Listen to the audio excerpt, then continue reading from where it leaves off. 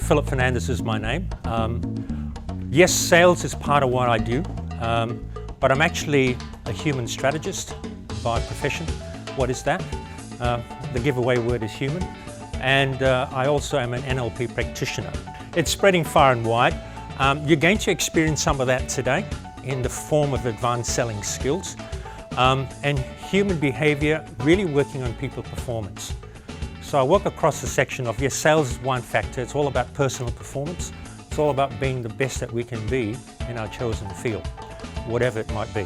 In today's market, it really frustrates me to see that there is a lot of lip service paid by companies towards their employees. We say we look after our people, but really when you think about it, it's all about lip service. Sales is one part of that. It's part of the communication process. And today we're going to talk about communication from one person to another. One of the things I'm going to do for you is that I'm going to challenge your brain. Is that all right? You okay with that? Cool, I'm glad you said yes, because I'm going to challenge it anyway.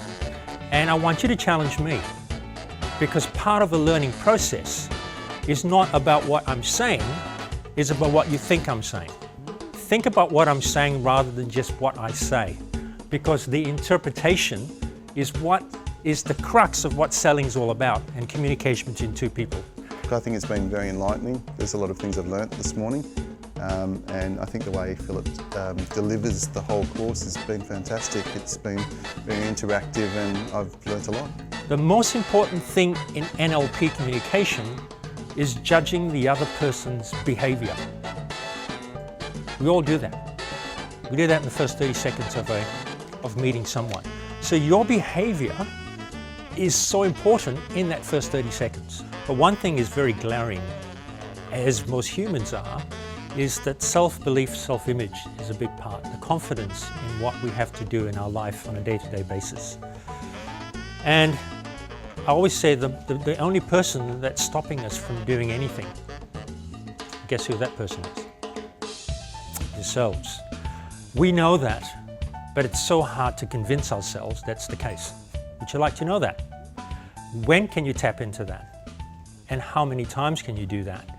To actually tap yourself on the back, give yourself a self-check, to say, maybe I'm not actually operating at the best of my ability.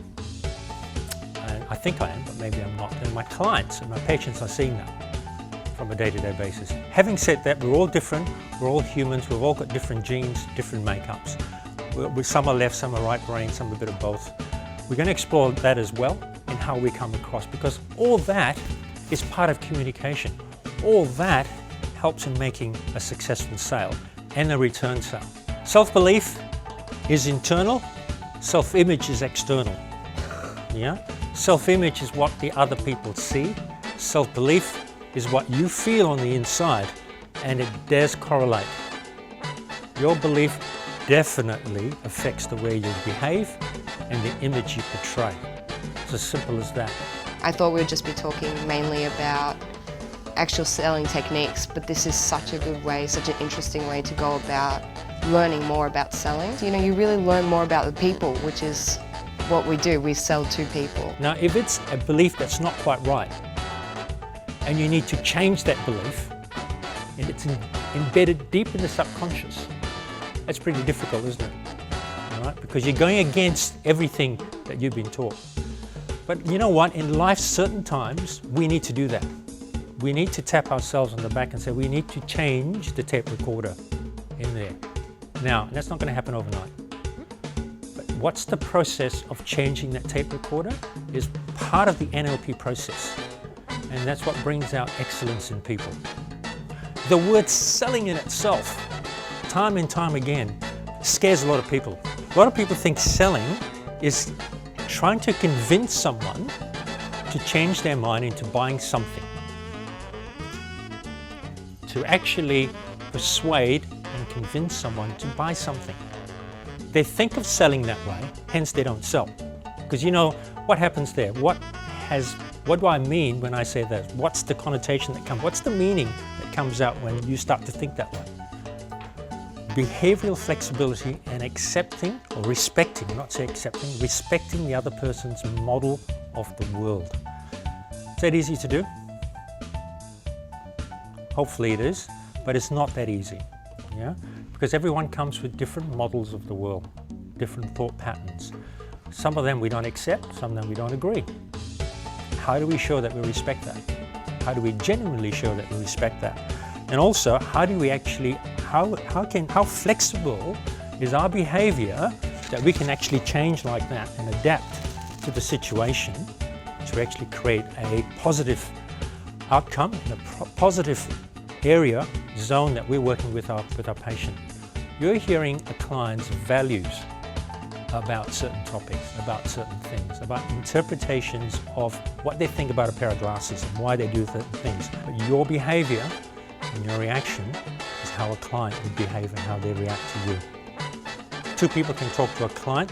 One client who's probably can't make a decision, who's probably quite vague. But two different people, two different personalities can extract different behaviors from that client. How can we change the planet in the way we think? By actually helping one other person in changing their thought process to a positive one, you're going to help the planet. Let me throw this to you. A resistant client in one world is not a resistant client in another world. That resonates with you? As a consumer, you might not like certain ways certain operations run, and you might reject. If you go to another establishment, you accept. You're not resistant anymore. Remember that how they're behaving to you right there and then is not necessarily the way they would normally behave. Because they're in an environment that's different and alien to them as well. There's a saying that I always live by. Feedback on results is the breakfast of champions. I'd love feedback. If I don't get feedback, I don't know how well I'm performing. Where's your benchmark? If you don't get feedback, you can't perform. A manager that doesn't give feedback to their employees is not performing as a leader. They're doing their staff a disservice. Yeah? Because there's no benchmark. How high can you jump? And that's what that's saying. It's always positive, no matter how bad it is still positive. You know, they're in that state. I call it the state of excellence. I call it the state of peak performance every time you perform and you behave. It's a high order, isn't it? It's a tall order for anyone to actually perform at all levels. How can we do that and perform at that level every time we're in front with another person? In your own space, right, it's your own world, fine, you can relax and you can be with your, but when you're in front of another person, how do you actually perform at that level? I just let go. Guys, there's a fire here! Come on, let's move! Come on, let's go! Come on, fire, get up there, pick your stuff and go, it's happening, come on! You got the message, pretty loud, pretty excitable. One problem with the old peacock is there'll be mayhem, right? Everyone's going everywhere. We have people exiting this place, but you got the message. What I really liked was that not one was right or one was wrong, that everyone plays a part in a business. What about the dove?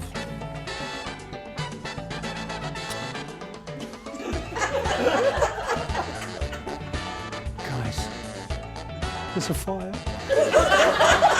It's just broken out about 10 minutes ago. And I've just got to know you guys all morning. And can we quickly get up and move out of here? Quickly.